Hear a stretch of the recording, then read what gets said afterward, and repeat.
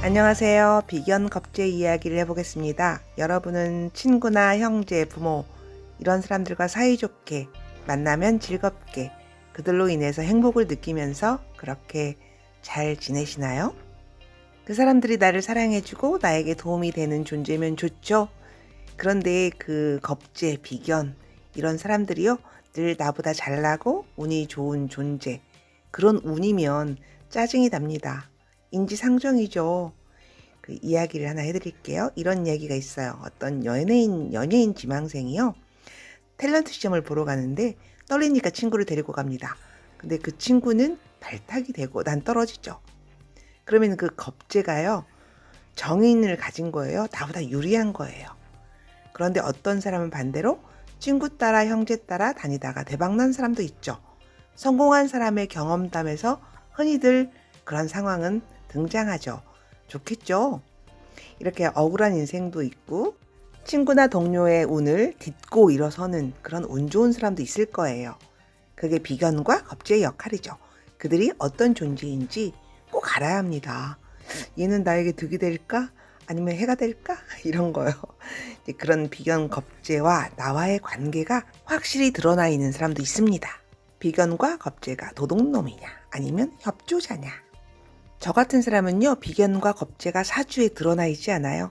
그래서 사람이나 형제 인연이 결정적으로 내 인생에 영향을 미치지 않습니다. 독고다이, 내 능력으로 살아가는 사람 같은 그런 느낌이죠.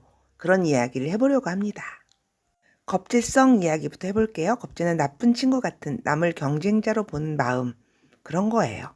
뺏거나 뺏기거나의 논리로 살아갑니다. 반드시 나쁜 건 아니지만 일단 그런 소질의 소유자입니다. 비견과는 다르죠? 남과 비교, 경쟁, 승부 이렇게 남과 비교하면서 그 사람을 보는 거예요. 좀 못됐나요? 이런 사람 있잖아요. 주변에서 종종 보실 듯한 많이 보셨을 거예요. 그런 사람 이야기를 해보겠습니다.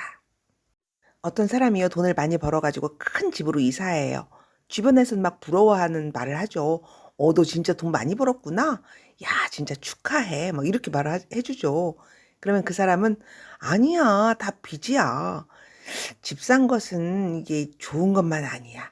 이거 다 고쳐야 돼. 돈을 얼마나 잡아먹을지도 몰라. 나 그것 때문에 머리 아프잖아. 걱정이 태산이야. 뭐 아이고 죽겠다. 막 이런 식으로 말을 해요. 그 남을 의식하면서 그렇게 말하는 거잖아요. 속으로는 좋아 죽겠으면서. 진짜로는 좋으면서 그렇게 말하는 거예요. 그러면은 그 말을 듣는 옆에 사람은요. 좀 꼬인 사람은 아유 누가 지금 뺏어가 갈까봐 엄살 부리고 그러냐. 뭐 좋으면 좋다고 말하지. 돈 많이 벌었으면 벌었다고 하지. 나 원참. 이렇게 반응하는 사람도 있을 거잖아요. 근데 어떤 사람은 또 이렇게 반응해요. 막 죽는 소리, 큰 집 지어서 돈 많이 들어가. 정말 죽을 것 같아. 막 이렇게 말하면요. 아유, 그래, 힘들겠다. 괜히 일 벌려가지고 골치 아프게 생겼네. 막 이런 반응을 보여주면서 맞장구를 쳐줘요. 오히려 안쓰러워하죠? 뭐 이런 사람은 순진한 사람이에요. 그러니까, 나 큰 집 사서 너무 골치 아파. 막 이렇게 말하는 사람의 마음. 그 처세로는 되게 영리한 거예요. 좀 얄밉긴 하지만 주변 사람들 즉 겁재를 의식해서 그런 엄살을 부리는 거예요. 진짜 지 것을 누가 뺏어갈까 봐 동티날까 봐 조심하고 단속하고 겁재의 질투를 사지 않으려고 그런 식으로 엄살로 애를 쓴답니다. 이 사람은 겁재를 아는 거예요. 주변 사람들의 속성을 아는 사람의 그런 처세를 하는 거죠.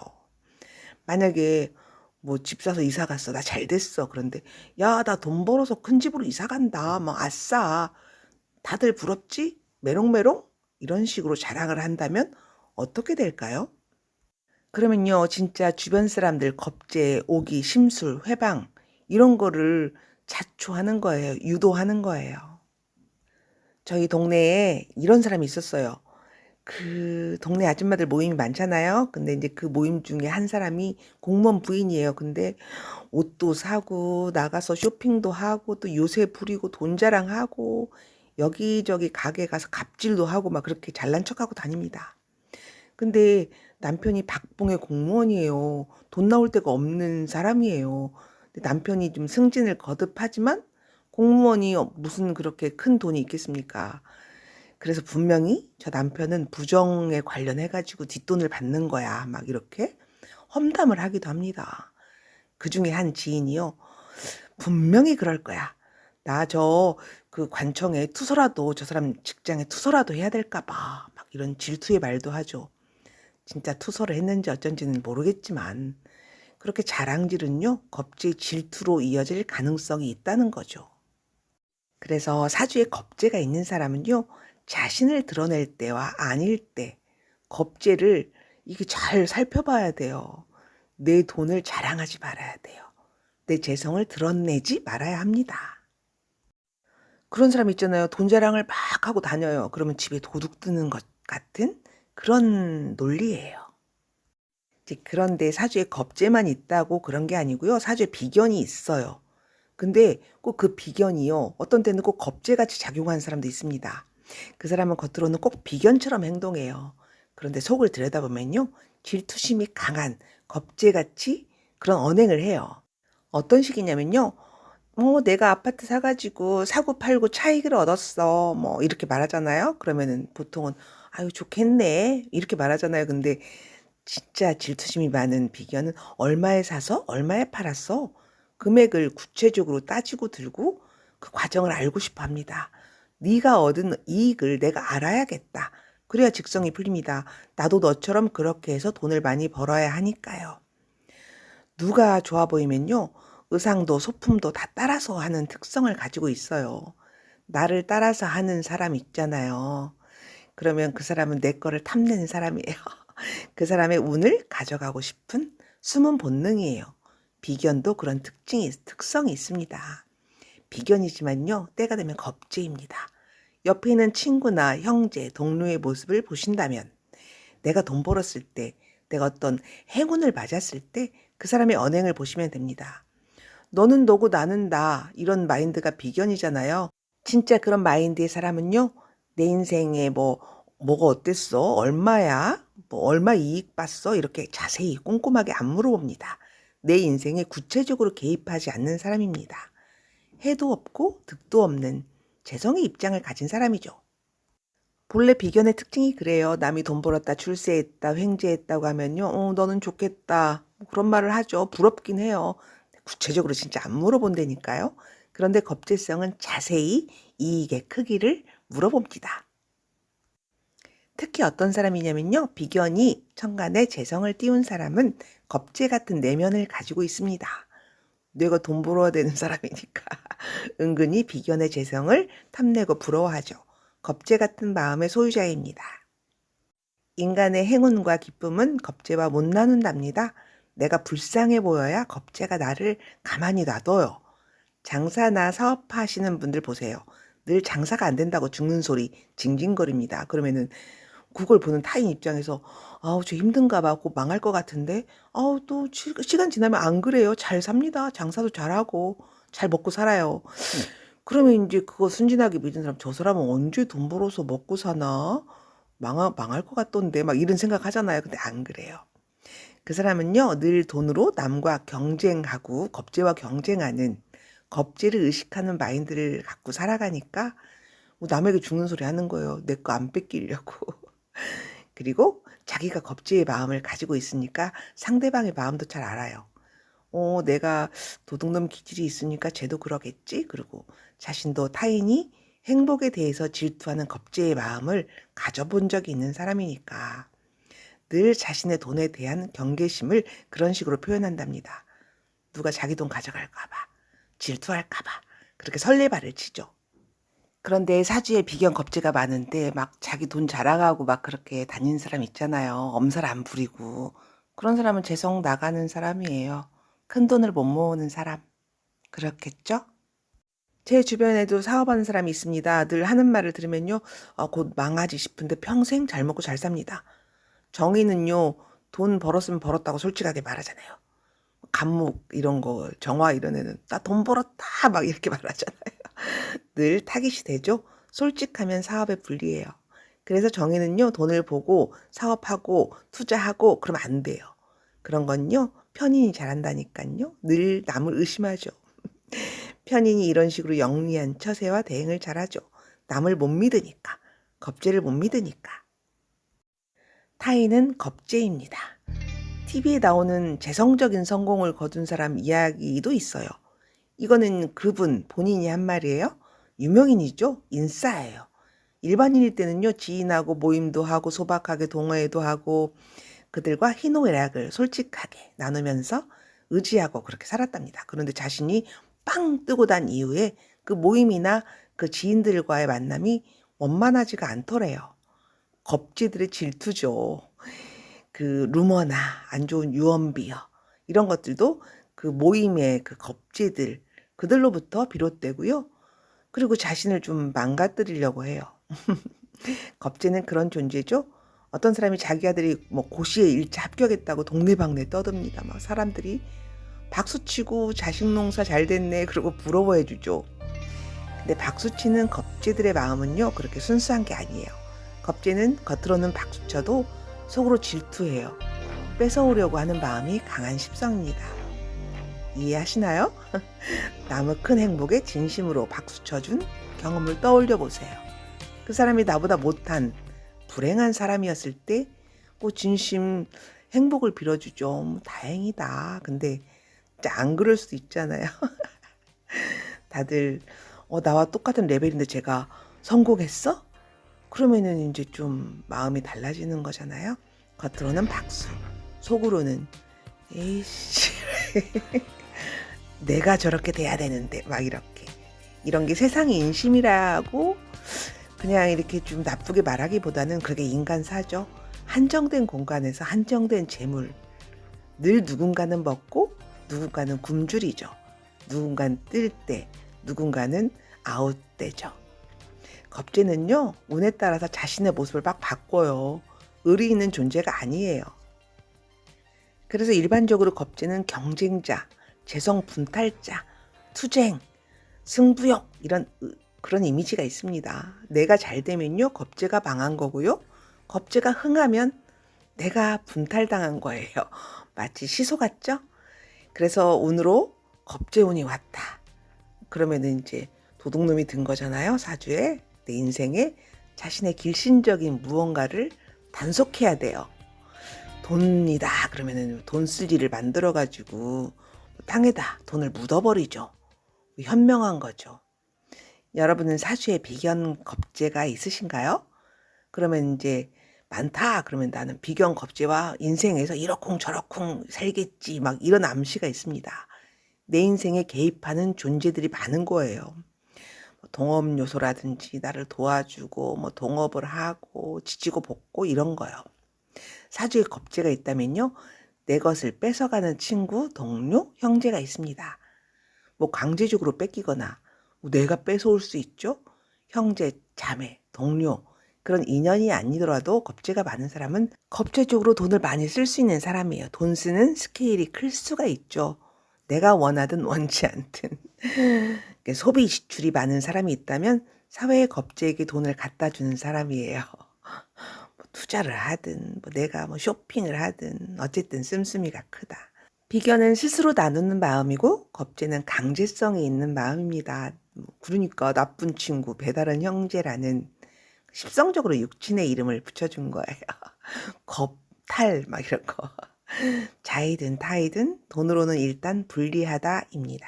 투자 투기할 수도 있는 도둑놈 마인드가 있는 사람일 수 있어요. 형제자매, 부모, 사회, 지인들에게 돈 나갈 일이 있는 사람이라고 크게 그렇게 말할 수 있죠. 재성이 아닌 다른 거를 뺏길 수 있죠. 다른 형제에게 엄마를 뺏기거나 공부, 정관, 또 돈 이렇게 뺏기는 인생 스토리겠죠.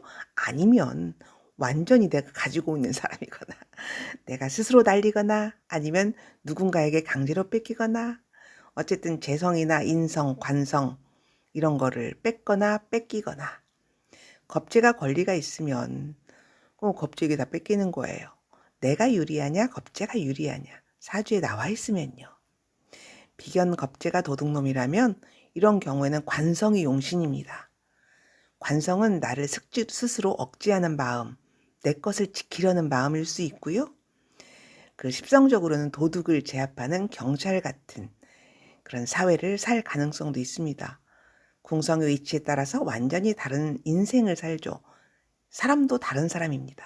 어쨌든 비겁이 날뛰면 관성은 꼭 반드시 있어야 한답니다. 그리고 관성운에 좋습니다. 그런데 어떤 사람은 나 비견겁제 많은데 나 그렇게 뺏길 일도 뺏어올 일도 없단다 막 이렇게 말하는 사람도 있을 거잖아요. 그러면 이제 사주에 재성이 드러나 있지 않은 거예요. 뺏길 것이 없는 사람이에요. 내가 돈으로 가지 않는 사람이라는 말씀이죠.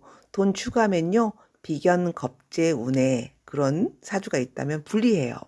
장사하면 망합니다. 욕심으로요. 재성으로 가는 사람은 재성이 드러나 있지 않은 비견 겁재 많은 사주는요. 뭐 돈을 그렇게 중요하지 않게 생각하니까 식상으로 가거나 관성의 제도 아래서 비견 겁을 통제하면서 살겠죠. 오히려 세력이 큰 사주가 됩니다. 비견 겁재의 모습을 잘 봐야 되지만 일단 사주에 비견 겁이 많다 그러면 육친적으로도요. 사람 만날 일이 많은 거예요. 형제가 많을 수도 있고 그들과 잘 지내서 같이 돈 버는 형태로 가면 큰 부를 이루죠. 친구나 형제와 잘 지내는 사람도 있을 수가 있죠. 합으로 비견과 겁재를 내 편 삼아서 그들이 나를 돕게 하는 형태 이런 거는 진짜 좋아요. 어쨌든 다 뺏기거나 다 뺏거나 뭐 싹스러웠거나 뭐 싹 날리거나 뭐 아니면 도 비견 겁재가 맞은 사람의 인생이 되겠죠? 그들과의 관계가 중요합니다. 일단 사회 자리, 부모 자리가 매우 중요하죠. 내 활동 무대잖아요. 부모 환경도 중요하고 만약에 내가 겁재와 원진이면요. 부모, 형제, 사회와 그런 거예요. 원진. 돈 가져가거나 내 거 뺏길 수 있습니다. 난 짜증난다. 원진. 겁재와 충이면 내가 관성을 가지고 제어하는 그런 형태가 좋습니다. 겁재와 합이면요. 겁재가 내 힘인지 아니면 도둑인지를 잘 살펴야 돼요. 합이잖아요. 겁재와 나쁘게 합이면 돈을 줄 수밖에 없어요. 겁재와 내 재성에 합이 된다. 그러고 있다 그러면 재성은 내 여자, 돈이잖아요. 여친이나 내 아내를 친구에게 드러나면 안 돼요. 돈 자랑도 하면 안 돼요. 늘 감추고 살아야 돼요. 겁재의 위치에 따라서 다르죠? 실전으로 응용해 보겠습니다. 예를 들어 보겠습니다. 가장 중요한 월지 중심으로 볼게요. 정사일주가 있습니다. 일단 겁재일주로 에너지가 굉장히 큽니다. 태어난 월이 정유월이에요. 겁재와 사유합으로 사회성 좋잖아요. 돈을 누가 가져가냐면요. 사회의 겁재가 왕지잖아요. 유금, 정유 중심입니다. 돈 버는 단체나 회사에 들어가야 합니다. 다음으로 정미일주, 음간이라도 양인이잖아요. 양인의 겁재의 힘을 가진 뜨거운 식신일주입니다. 그런데 사회가 병자, 잠이원진입니다. 내가 관성 가지고 있는 거잖아요. 병화 겁재가 내 비견, 정화를 합하거나 충을 합니다. 몸을 식혀주는 자수의 역할이 정미의 입장에서는 싫죠. 근데 이제 사회의 병자가 나쁘지는 않죠. 말 들어야 되잖아요. 정관의 말을. 그런데 나는 싫다. 그게 원진입니다. 정축일주, 병인월. 천간의 겁재 정인을 내가 가지고 왔습니다. 선생적인 자격으로 살며 축토에 돈을 모은답니다. 이런 사람은 관성 없어도 잘 삽니다. 무토로 해볼까요? 무진일주인데 무자월이면 사회의 비견과 자진합, 재성합을 했습니다. 돈 버는 조직성, 사회의 무자가 중심 세력이죠. 자수가 왕지니까 반대로 무자일주가 무진월이면은 내가 윈입니다. 지지충으로 해볼게요. 이모일주 자월. 사회 도둑놈이 딱 앉아있어요. 이모일주는 정제일주 돈 좋아하잖아요. 늘 내 정제 걱정을 합니다. 불안하죠? 자기 것 챙기기에 급급할 수 있어요. 자월에 태어난 임진일주입니다. 부모의 양인 겁재성을 진토. 그래서 내가 편관이 된 거잖아요. 좋은 부모 자리는 아니지만 그래도 내가 물려받은 것은 부모에게 몸빵 열심히 살아갑니다. 부모 자리의 양인 겁재는 그렇게 좋은 성분은 아니에요. 다음으로 병인일주 5월 양인격입니다. 겁재가 있어요. 인호합으로 뜨거워요. 근데요. 그 오화에 상관, 기토가 들어있어요. 얘는 좀 골 때리는 상관이에요. 내 힘을 상관으로 쓰는 거꾸로 오는 겁재입니다. 얘도 편관이 필요해요. 병자일주 5월 양인격 충입니다. 내 관성으로 겁재를 다스리려 하죠. 충으로요. 기토 상관을 품은 겁재니까요. 말 잘 안 들어요. 얘도 편관으로 다스려야 합니다. 경진일주 6월에 태어난 경우죠. 공망양인격입니다. 진우합으로 일단 사회와 합입니다. 진토 속에 재성 을목을 때리면서 하는 합이죠. 건강은 좀 조심해야 되겠죠. 을목 때리니까. 내 재성이 닫히는 형태니까 이 사람은 돈 벌러 안 가겠죠. 또 유금이 공망이니까. 재성보다는 관성으로 가기 쉽습니다. 다음으로 경인일주 6월 공망, 유금, 양인 또 원진입니다. 형제, 부모, 사회 자리에 도둑놈 양인이 앉아 있어요. 이 사람은요 원진이잖아요. 기본적으로 부모, 형제와 동거래 안 하면 좋아요. 멀리 제주도로 좀 이사 가든다든지. 원진은 떨어져 살아야 되잖아요. 그죠? 자, 마무리. 양인겁재 이런 거는요 기본적으로 편관이 용신이에요. 양인겁재는 천간에 편관이 떠야 좋습니다. 뭐 시간 이런데.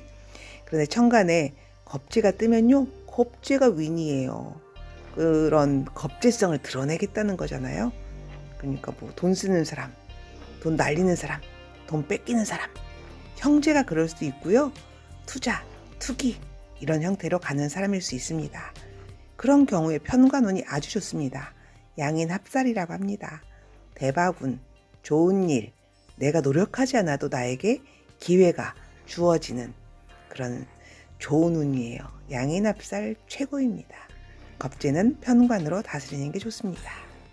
여러분은 사주에 비견 겁재가 드러나 있으신가요? 그러면 이거 잘 보셔야 됩니다. 근데 공식은 없잖아요. 케이스 바이 케이스로 무수히 많은 비견 겁재와의 인연을 이야기할 수 있죠. 자세한 이야기는 문서에 담았습니다. 개인 문자 주시면 메일이나 책자로 배송합니다.